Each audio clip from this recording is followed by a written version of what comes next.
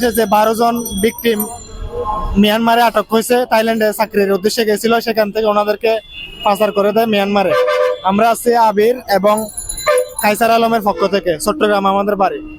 ওনারা সহ 12 জন, মোট 17 জন বাংলাদেশি, এখন মোট 12 জনের সাথে ওনাদের যোগাযোগ আছে।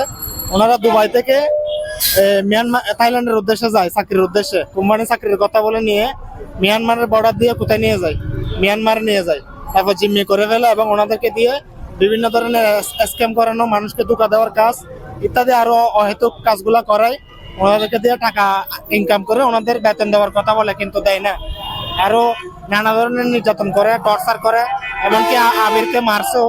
তারপর খাবার বন্ধ করে দেয়। কাজগুলা যদি ওনাদের টার্গেটটা যদি পূরণ করতে না পারে তাহলে কাজ বন্ধ করে দেয়। প্রায় এখন 6 মাস ধরে এই কাহিনী চলতেছে। 6 মাস ধরে আবিরের এবং কাইসারের পরিবার নিয়মিত, এই দুই পরিবার সহ মোট 12 পরিবার নিয়মিত পররাষ্ট্র মন্ত্রণালয়ে যোগাযোগ করতেছে, কিন্তু আজ পর্যন্ত কোনো আমরা কি পাই নাই, সুরাহা পাই নাই। এটার আমরা বিভিন্ন ধরনের ইয়া করছি। জাপানের 4 জন নাগরিক ছিল, জাপানের গুলো উদ্ধার করে ফেলছে। পাকিস্তানের নাগরিক উদ্ধার হয়ে গেছে, শ্রীলঙ্কার নাগরিক উদ্ধার হয়েছে গেছে। কিন্তু এখন আমরা বাংলাদেশের যে 12 জন ফ্যামিলি, এনাদের একজন উদ্ধার হয়েছে, উনি ফালিয়ে আসছে। নরসিংদীর যে ভাইটা জুনেদ ভাই, উনি ফালিয়ে এখানে চলে আসছেন। এরপরও উনি নিজে কি আল জাজিরার সাথে কথা বলছে, আন্তর্জাতিক মিডিয়াতে মাধ্যমে কথা বলছে কিভাবে ওনাদেরকে টর্চারিং করা হয় এগুলা। এরপরও এখন আমরা কি করতে পারিনি, পররাষ্ট্রমন্ত্রীর দৃষ্টি আকর্ষণ করতে পারিনি। এখন আমরা ব্যর্থ হয়ে যাই। আমরা অনেক চেষ্টা করছি, অনেক আমরা কি এখানে ভুক্তভোগী পরিবার সবগুলা নিয়মিত।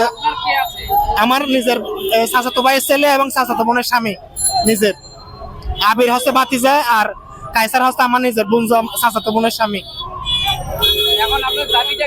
আমাদের দাবি হচ্ছে এই 12 জনকে যেভাবে সরকার পারুক, সেটা একটা ডিলের মাধ্যমে হোক অথবা সরকারি সহযোগিতায় সরাসরি মিয়ানমারের যে এলাকায় ওনারা বন্দী আছে, এলাকার সরকারের সাথে কথা বলে যেভাবে পারা যায় ওনাদেরকে সুস্থভাবে উদ্ধার করে বাংলাদেশে নিয়ে আনা হোক।